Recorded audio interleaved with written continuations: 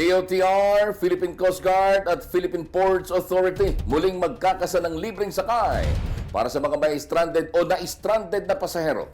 Bumabati sa balita si Abante reporter Just Ignacio. Abante Radyo Live Report. Just? Ronnie, kasado pa rin ngayong araw ng Miyerkules, July 23, ang libreng sakay ng Department of Transportation, Philippine Ports Authority at Philippine Coast Guard. Ito ay para isakay ang mga pasaherong naiipit sa baha bilang tugon sa utos ni Pangulong Bongbong Marcos na makabiyahe ng ligtas ang mga pasahero.